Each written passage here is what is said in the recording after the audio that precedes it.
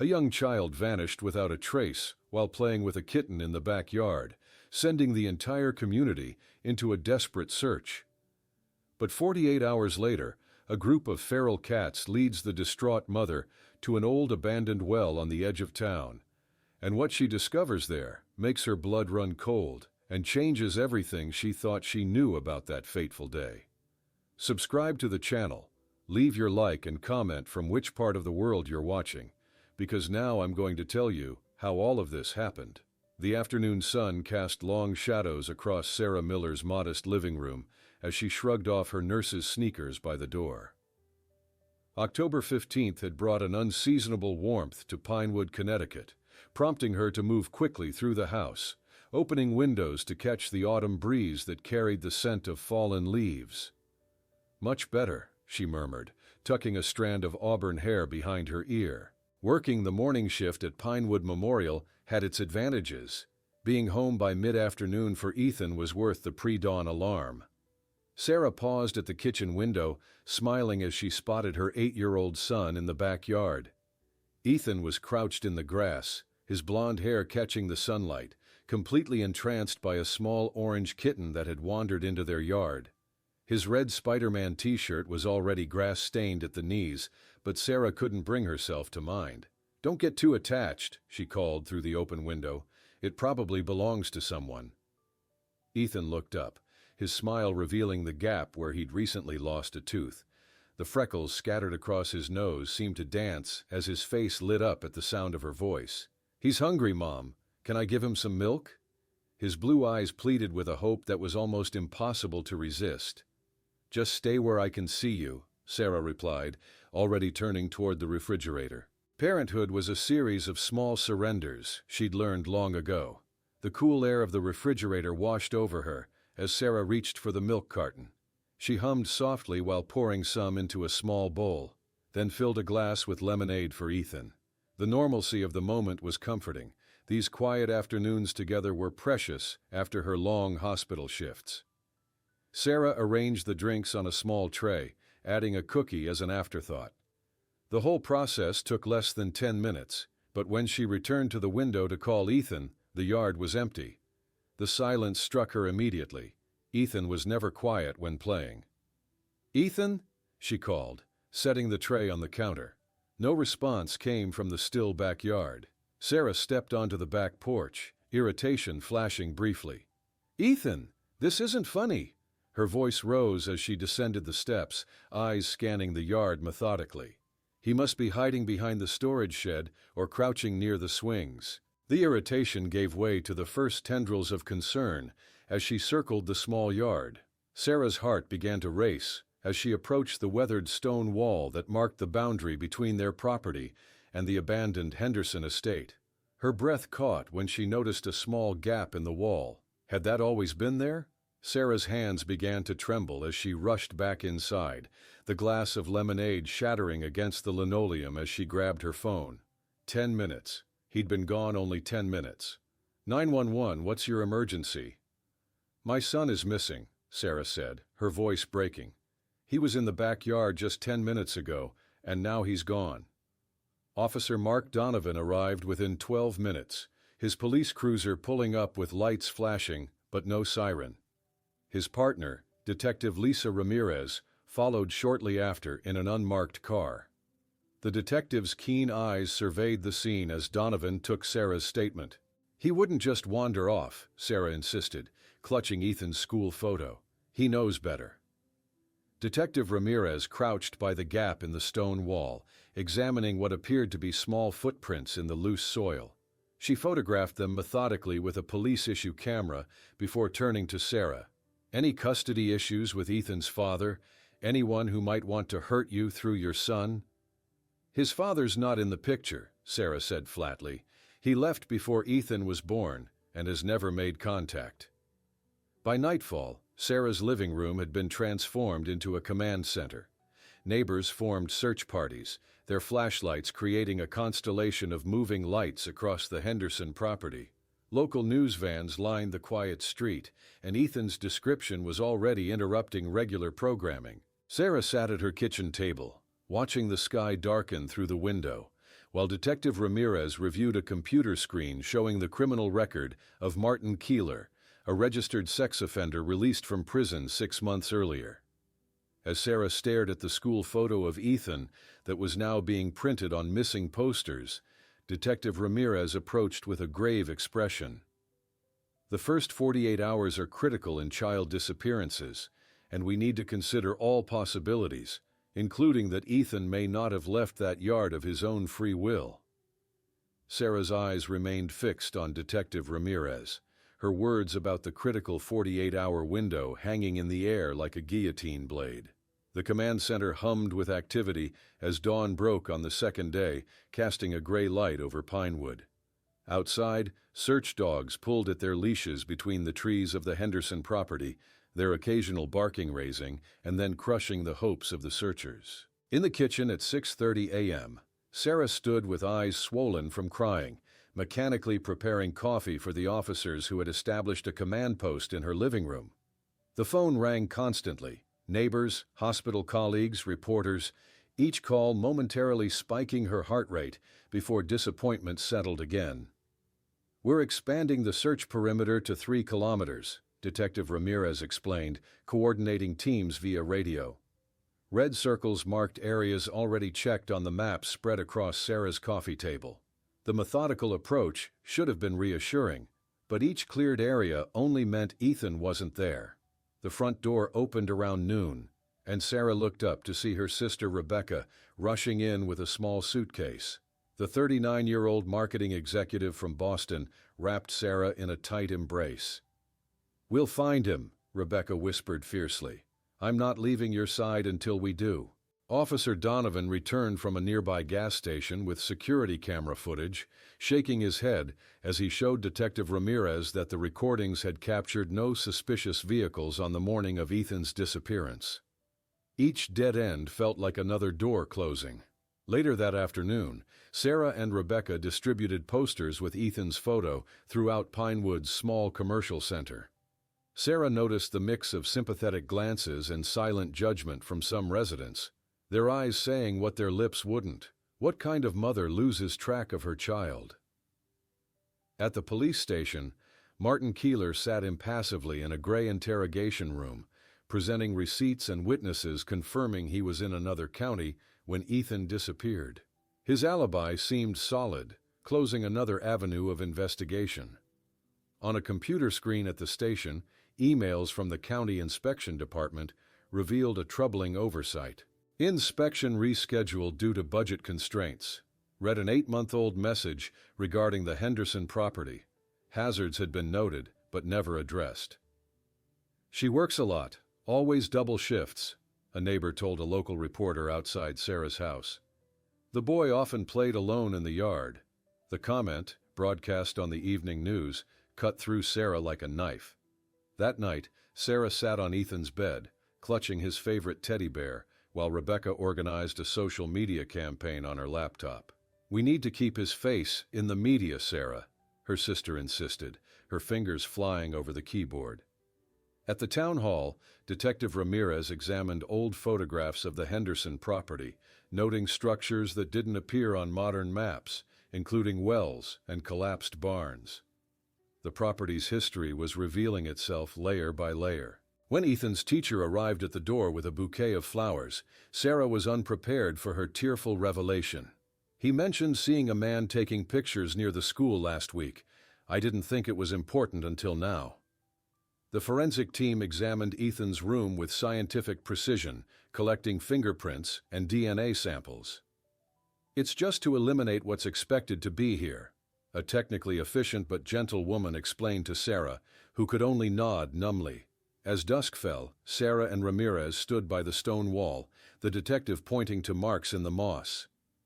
"These appear recent, as if someone was observing your yard repeatedly." Nearby, a technician bagged a small metallic object found near the gap, a shirt button with a peculiar design that didn't belong to any of Ethan's or Sarah's clothing. On the night of the second day, as the sheriff's office coordinated the stand-down of search teams until morning, Sarah's phone rang with an unknown number. When she answered, there was only silence for several seconds, followed by a distant, muffled sound that froze her blood in her veins. The unmistakable sound of Ethan's laughter, followed by a deep metallic boom, as if he were somewhere cavernous and empty. Sarah clutched the phone with trembling hands, Ethan's laughter still echoing in her ears as the call abruptly ended. The metallic boom reverberated in her mind, triggering an instinctive maternal panic. "They called from a burner phone," Detective Ramirez announced minutes later, rushing into the kitchen where technicians had already connected recording equipment to Sarah's phone. "Purchased yesterday at a convenience store off Interstate 84. The command center erupted into action. Audio forensics experts donned headphones, isolating and enhancing the mysterious recording, while Sarah leaned forward, hanging on every amplified sound. "It's him. I'm absolutely certain that's his laugh," she insisted, recognizing the distinct cadence that only a mother could identify. The audio specialist pointed to sound waves on his laptop screen. "This echo and metallic resonance suggest a confined space, possibly underground. And this is a recent recording. Background noise patterns confirm it." As dawn broke on the third day, Ramirez's phone rang. Her expression shifted as she listened, turning towards Sarah. "The call originated from a location within 5 miles of here. They're triangulating it now." At the police station, a tech analyst showed them grainy security footage from the convenience store. A medium-built man in a hooded jacket and baseball cap paid cash for the phone, his face carefully angled away from cameras. Rebecca had transformed the kitchen into a social media command center, her marketing expertise driving a campaign that had Ethan's face appearing on national news sites by midday. The phone rang incessantly as tips poured in from across the country. "No, I don't believe my son was abducted by aliens," Sarah snapped into the receiver before hanging up.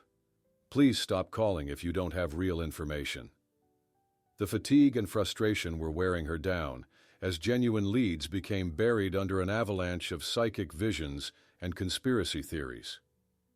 At the county forensic lab, a technician placed the mysterious button under a magnifying lens. "It's from a security uniform, most likely Tri-State Security based on this distinctive pattern."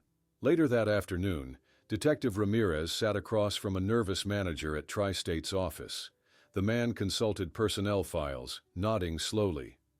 "Yes, we had a temporary guard assigned to check vacant properties in that area.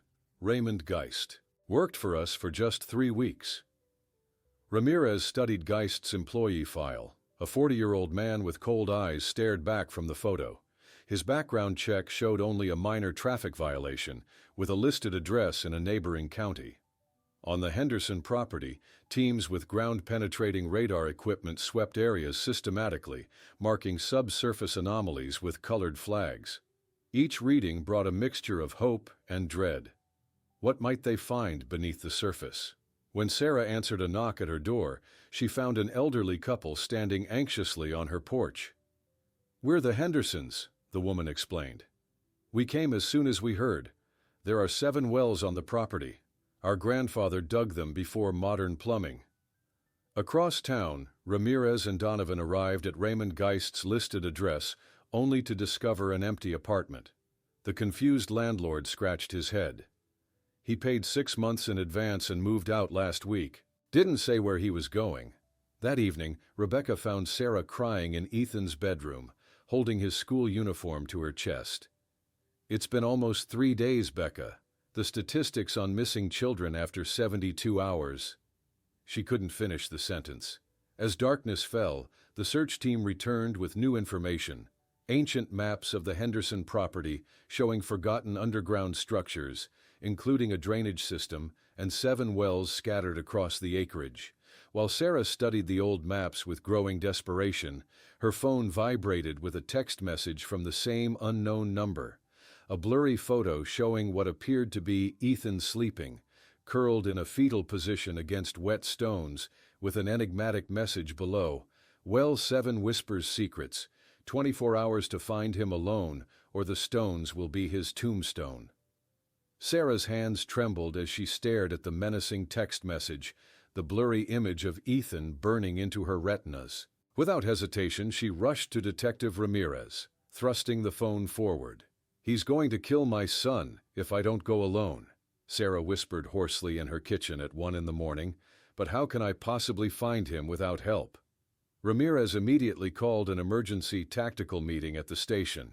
Within an hour, officers crowded around the map of the Henderson property, the detective's finger tracing areas of interest. "The kidnapper is likely watching our movements. We need to be invisible." A forensic image specialist enhanced the photo of Ethan, magnifying key details. "These markings on the stone are characteristic of 19th century well construction, and this moisture suggests proximity to groundwater. He's definitely in one of those wells." At dawn, search teams equipped with metal detectors and sonar equipment methodically combed the property. "We've located 5 wells," the team leader reported by radio. 2 were properly capped decades ago, 3 are open but empty. On a computer screen at the command center, background check results flashed with a red flag. Raymond Geist, with the warning, "Falsified identity, social security number belongs to individual deceased in 1998. Later that morning, Sarah stood on her porch for a planned interview with local press. Dark circles under her eyes as television cameras captured her emotional plea. "I'm willing to do anything to bring my son back. Anything." The carefully staged appearance was designed to convince the kidnapper she was complying. Inside the house, Rebecca confronted Sarah in the bedroom. "You can't seriously be thinking of going alone. It's exactly what he wants, you vulnerable and isolated." Their voices rose as exhaustion and fear frayed their usual sisterly understanding.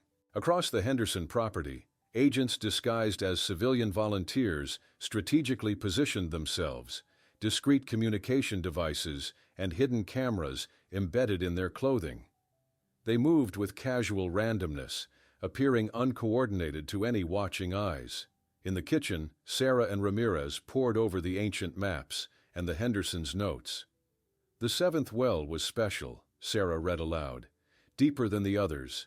Never ran dry even during the worst droughts." A police technician fitted Sarah with a tracker, disguised as a pendant and an emergency button hidden in her watch. "Press 3 times if you're in immediate danger," he instructed, demonstrating the mechanism that would trigger an immediate tactical response. In her bedroom, Sarah dressed in practical clothes and boots, tucking a small flashlight and her cell phone with Ethan's photo into her pockets. Her exhausted eyes reflected a steely determination that had replaced her earlier despair. Before sunset, Ramirez gave final instructions to the tactical team gathered in the mobile command unit. "Maintain visual distance but be ready to intervene instantly. This suspect clearly knows the property better than we do. Remember, Sarah's safety and the boy's recovery are our priorities." As dusk painted the sky in deepening shades of purple, Sarah walked alone through the gap in the stone wall, seemingly complying with the kidnapper's demand. Discreet surveillance cameras tracked her progress from concealed positions in the trees. Sarah pushed through dense vegetation, occasionally consulting the ancient maps, while camouflaged agents followed at a safe distance, communicating her position through hand signals and silent radio transmissions. Her watch showed 11:47, almost at the 24-hour deadline, when she reached a clearing with the remains of an old orchard. According to the maps, the 7th well should be here, but nothing was visible except thick underbrush and brambles. Desperation mounted as Sarah swept her flashlight across the darkened ground, feeling time slipping away with each passing minute. A faint sound caught her attention, barely perceptible against the evening forest noises. Sarah turned toward a tangle of wild blackberry bushes where a weak meow emanated.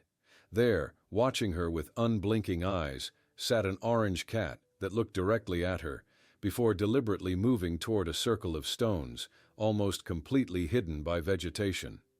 Sarah followed the orange cat through dense undergrowth, her flashlight illuminating a nearly invisible path until they reached a small clearing where vegetation grew in an oddly circular pattern. Her heart raced as she dropped to her knees, hands trembling, as she pushed aside layers of dead leaves and vines, gradually revealing an ancient stone ring, the well's edge almost completely covered by years of vegetative growth.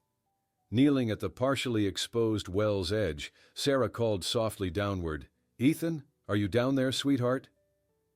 A moment of terrible silence followed before a weak, distant voice responded, "Mommy, is that really you?" Sarah frantically tried to communicate with the tactical team through her hidden device, receiving only static and fragments of words in return. The topography must be interfering with the signal. She was effectively alone. "I'm here, honey. I'm going to get you out," she called into the well. "Are you hurt?" Her voice sounded steadier than she felt, maternal instinct overriding her terror. "It's dark. I'm thirsty. Whisper is with me." Ethan's faint voice drifted upward. Sarah's brow furrowed in confusion. "Whisper?" "The kitten. She found me. She tells me stories," came the bewildering reply. A twig snapped behind her, and Sarah whirled around, her flashlight beam briefly capturing a glimpse of a figure in the shadows before being blinded by an intense light from a more powerful flashlight, temporarily rendering her sightless. Raymond Geist, 45 years old, emerged from the darkness wearing a security uniform similar to the button they had found, casually pointing a gun at Sarah. "You're punctual. I appreciate that in a mother." Sarah discreetly attempted to press the emergency button on her watch while speaking. "Why are you doing this? He's just a child. What do you want?" Geist circled the well slowly, maintaining distance from Sarah. "Do you know how many children disappear and are never found? Thousands. Nobody really cares except the mothers, and even they eventually move on." His face twisted with bitter emotion as he revealed, "My name isn't Raymond. My real name doesn't matter. What matters is that I lost my son 12 years ago. He fell into a well like this one. It took them 3 days to find him." "I'm truly sorry for your loss," Sarah said, trying to establish a connection. "But Ethan isn't your son. He has a life, dreams, a future." Geist held up a remote device, his eyes cold. "See this? I spent weeks modifying this well. A simple mechanism. I press this button and a metal platform 15 meters down closes permanently. Your son would be trapped in the bottom section, forever." Sarah took an instinctive step toward the well, causing Geist to aim the gun directly at her. "Don't come any closer. I'm trying to decide if you deserve to have him back. If you're a good mother, better than mine was." The distant sound of breaking branches in the forest, the tactical team approaching, created a flash of tension across Geist's face as he briefly looked toward the noise, giving Sarah a fraction of a second to act. In a moment of desperate maternal courage, Sarah lunged toward Geist, ignoring the gun, while simultaneously the orange cat unexpectedly leaped from the well onto the kidnapper's face, creating enough confusion for Sarah to reach for the remote. But in the chaotic struggle that followed, a gunshot echoed through the forest, and both Sarah and Geist fell dangerously close to the dark well's edge. The chaos of the confrontation left Sarah on the ground, clutching her bleeding arm where Geist's bullet had grazed her. Nearby, Geist dangled precariously, half inside the well, desperately gripping the crumbling stone edge, his gun lost to the darkness below. The orange cat had vanished as suddenly as it had appeared. "Help me!" Geist gasped, his fingers whitening as they struggled for purchase on the mossy stones. Despite her injury, Sarah maintained her grip on the remote control, knowing it was their lifeline to Ethan. Tactical team members burst into the clearing, flashlights illuminating the chaotic scene. Detective Ramirez led the charge, weapon trained on Geist. "Police, don't move!" Geist's eyes widened with panic as his position became even more precarious. "Back off," he shouted. "I have a second device. I can release the platform and the boy falls another 15 meters. You'll never reach him in time." Paramedics rushed to Sarah's side, but she waved them away, refusing to relinquish the remote. "I'm fine. Help my son first. He's been down there for almost 4 days." Her arm throbbed with pain, but her maternal focus remained unshakable. Detective Ramirez established a secure perimeter, speaking quietly to the police negotiator who had just arrived. "The suspect is cornered but dangerous. We have a living child approximately 30 meters down the well." A technical rescue officer assessed the well structure with specialized equipment, his expression grim as he reported to Ramirez. This well has been recently modified. There's a metal platform installed that could collapse. We need to proceed with extreme caution. Sarah, her arm now bandaged, crouched by the well with an improvised communication system hastily set up by the rescue team. "Ethan, sweetie, can you hear me? We're here to get you out." "Mommy?" Ethan's weak voice floated up from the darkness. "Is there a bad man?" I heard a loud noise. The police negotiator approached Geist, who remained suspended in his precarious position. "We can resolve this so no one else gets hurt. What's your real name? Let's talk about your son." Sweat beaded on Geist's forehead as he revealed, "My name is Thomas Keegan. My son Nathan died in an abandoned well in Arizona. They didn't reach him in time. Nobody cared enough to search properly." The technical rescue team arrived with specialized equipment, including inspection cameras and descent apparatus, preparing for a delicate operation while Sarah continued to speak with Ethan. "How are you feeling, sweetheart? Is Whisper still with you?" "She comes and goes," Ethan replied faintly. "She helped me not be scared. Mommy, the well talks to me sometimes. It whispers things." Ramirez's face registered puzzlement as she turned to Sarah. "What does he mean by that? He could be hallucinating from dehydration." A rescue engineer lowered a camera into the well, images appearing on a portable monitor. Ethan curled on a partially broken wooden platform, the orange cat beside him, and below them, partially visible in the darkness, what appeared to be personal belongings: toys, shoes, a faded backpack. The rescue team finalized preparations for descent, while Geist, still hanging precariously on the well's edge, looked directly into Sarah's eyes and whispered something that chilled her blood. "You think I'm the first? This well has been choosing children for more than a century. Ask the Hendersons why they really abandoned this property and why they never spoke about the other disappearances." Sarah stared at Geist, his chilling words about the well choosing children, sending ice through her veins despite the chaos around them. After a tense negotiation, officers finally managed to secure Geist, pulling him safely away from the well's edge and into handcuffs. The clearing had transformed into an emergency rescue operations center within minutes. Powerful generators hummed, feeding bright lights that pushed back the darkness as technical teams assembled specialized equipment around the now fully exposed well. As Geist was escorted away by two officers, he turned his head towards Sarah one last time. "You'll understand soon. The well chooses. It always has." Near a portable command table, the rescue technician explained the delicate situation to Sarah and Detective Ramirez, gesturing at diagrams of the well structure.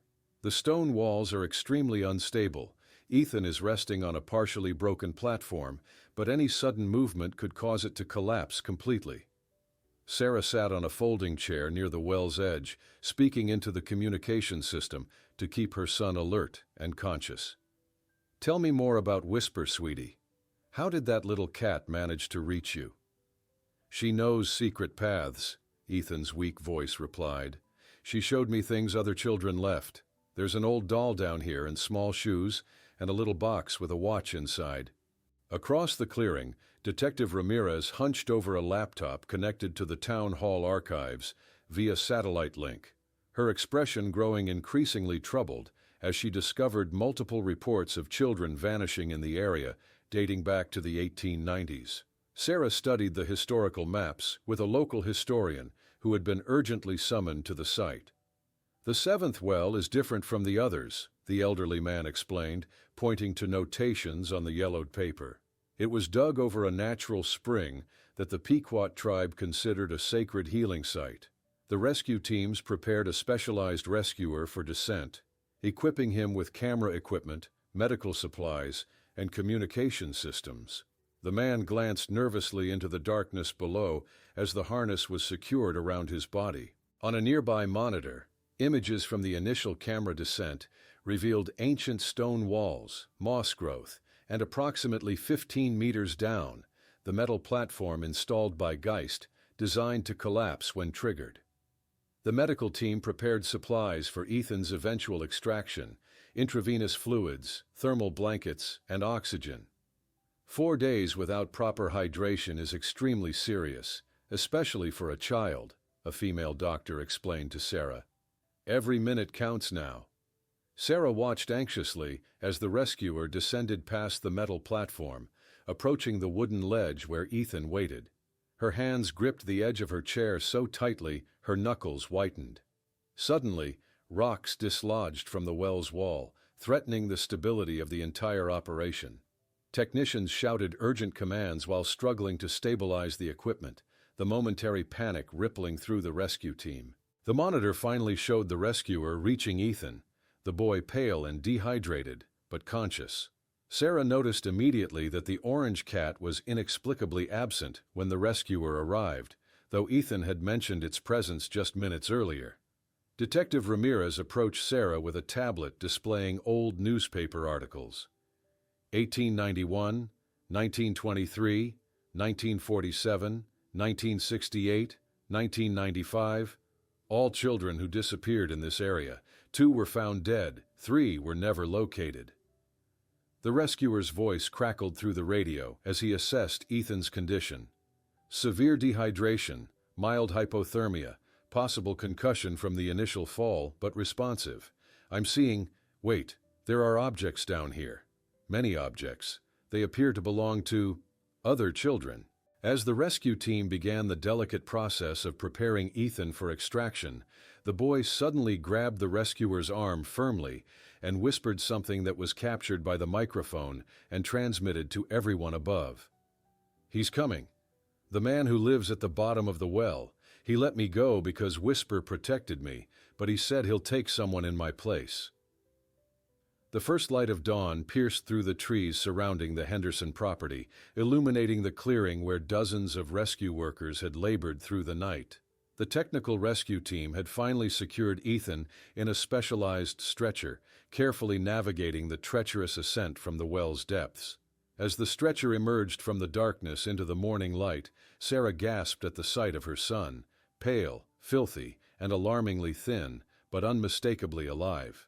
"Ethan!" Sarah cried, rushing forward as the team lowered the stretcher to the ground. Tears streamed down her face as she gently touched his cheek. "My God, you're here. You're safe now."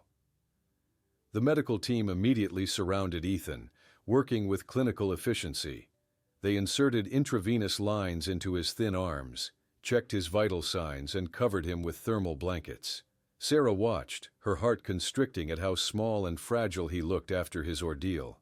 Ethan's eyes fluttered open briefly, focusing on Sarah's face with recognition. "Mommy, Whisper told me you would come. The man from the well let me go." The attending physician pulled Sarah aside as they prepared Ethan for transport. "He's suffering from severe dehydration and exposure. The hallucinations are common in these circumstances. He needs immediate hospital care." As they loaded Ethan into the waiting ambulance, Sarah held his hand, refusing to break contact. Detective Ramirez approached, her face showing both relief and determination. "I'll meet you at the hospital. We need to understand exactly what happened here." The forensic team descended into the well with specialized equipment to document and collect evidence, communicating by radio with the officer supervising at the surface. Their findings would soon add another disturbing layer to the investigation. At Pinewood Memorial Hospital, where Sarah had worked countless shifts, caring for other people's children, doctors and nurses now fought to save her son. Through a window in the emergency department, Sarah watched anxiously as monitors beeped and bright lights illuminated Ethan's frail form. Rebecca stood beside her, offering silent support. Across town, in an interrogation room, Detective Ramirez spread photographs of missing children across a table as she faced Thomas Keegan. "How did you discover the well? Why Ethan specifically?" Keegan, now calm and almost resigned, leaned forward. "My son died in a well in 2011. Afterward, I began researching similar accidents. I found patterns, stories. The 7th well on the Henderson property appeared in obscure forums. In the hospital corridor, a doctor explained Ethan's condition to Sarah and Rebecca. He's responding well to rehydration. Physically, he should recover completely with time. Psychologically, that will be a longer process." The forensic team brought recovered items to the police station: a porcelain doll from the 1920s, a child's shoe from the 1960s, a small music box, and most disturbingly, a red backpack recognized from an unsolved disappearance case from 1995. Later that evening, Sarah sat beside Ethan's hospital bed, watching him sleep.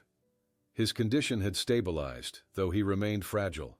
As she held his hand, she noticed strange marks on his arms, fine scratches in almost deliberate patterns. Detective Ramirez confronted Keegan with the latest findings.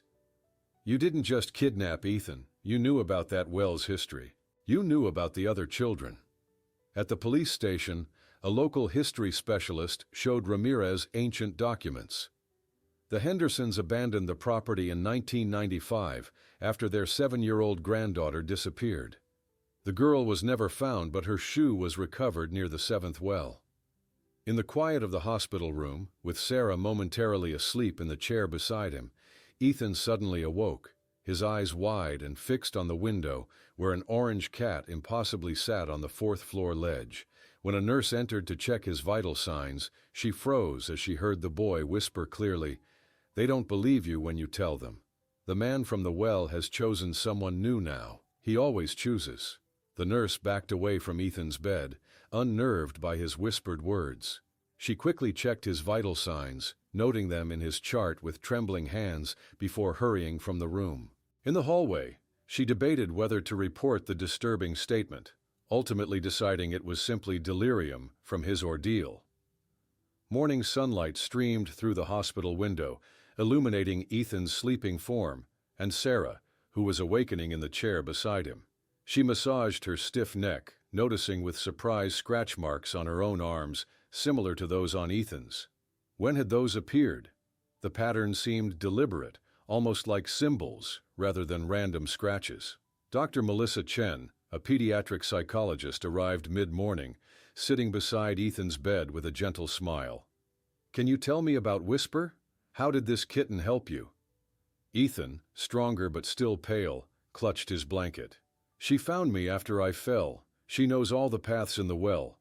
She protected me from the whispers and the man who lives at the bottom." Later, in the hospital corridor, Dr. Chen explained her assessment to Sarah. "He's created a protective narrative. The cat represents safety, while the well man personifies the danger and fear he experienced. It's a fairly common coping mechanism for children who've endured trauma." At the police station, recovered items from the well were arranged chronologically in the evidence room, from toys dating to the 1890s to modern items. Detective Ramirez and a forensic historian carefully documented each piece, searching for connections to known cases. That afternoon, Ramirez interviewed the elderly Hendersons in their nursing home. "Why did you never mention your granddaughter disappeared near that well?" Mr. Henderson's hands trembled as he replied, "Nobody would have believed us. Mary Ann said she heard whispers calling her. We thought it was childish imagination until she disappeared." Back at the hospital, Rebecca researched on her laptop, showing Sarah her findings. There are well legends in many cultures, places between worlds, portals. The Pequot believed certain springs could connect our world with the spirit realm.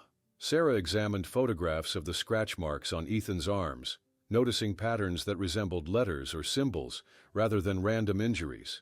She traced the similar marks on her own arm, feeling a strange resonance she couldn't explain.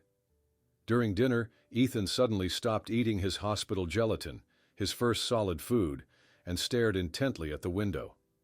"Whisper is here. She wants to tell you something, Mommy." Sarah followed Ethan's gaze to the closed 4th-floor window, where nothing was visible, but shivers ran up her spine when she felt something brush against her leg beneath the bed. She looked down, seeing nothing but feeling an undeniable presence. At the police station, Ramirez researched Thomas Keegan's history on her computer, articles about his son's death, followed by posts on obscure forums about supernatural phenomena, culminating in his relocation to Pinewood 6 months earlier. A forensic technician showed Ramirez test results that evening. Some of these items have Keegan's DNA, confirming he handled them, but others have only the missing children's DNA and something else we can't identify. That night, Sarah fell asleep beside Ethan's hospital bed, dreaming vividly of walking through an endless dark well, unintelligible whispers echoing around her. She woke abruptly to find the scratch marks on her arm forming a more defined pattern. The next morning, doctors confirmed Ethan's physical recovery during his discharge examination, while Dr. Chen recommended ongoing therapy. He still doesn't fully distinguish between reality and the fantastical elements he created to process his trauma. On the night before Ethan's scheduled discharge, a night nurse entered his room for a routine check and found the bed empty, only to discover the boy standing by the open window, conversing with something invisible. When she asked who he was talking to, Ethan turned with an unnervingly adult expression and answered, "Whisper says it's not over. The well man made a trade. He let me go, but marked someone to take my place, and they haven't realized yet that the chosen one is you, Mommy." The nurse escorted Ethan back to bed, unnerved by his words and adult-like demeanor. Her report prompted a nighttime psychiatric consultation, but by morning, Ethan had returned to his normal childlike behavior, the incident attributed to post-traumatic confusion. 3 days later, Sarah helped Ethan out of her car in front of Rebecca's suburban Boston home, the spring sunshine warming their faces. Ethan moved cautiously, still regaining his strength, his hand firmly gripping his mother's. "Your room is all ready," Rebecca said cheerfully, leading them inside. "I've put in nightlights and we'll keep the door open, just how you like it." The interior of Rebecca's home offered a stark contrast to the lingering anxiety they'd left behind in Pinewood. Sarah unpacked their hastily gathered belongings in the guest bedroom, grateful for this sanctuary away from stone walls and dark histories. Later that week, Ethan sat in Dr. Miller's warmly appointed therapy room, surrounded by therapeutic toys and drawing materials.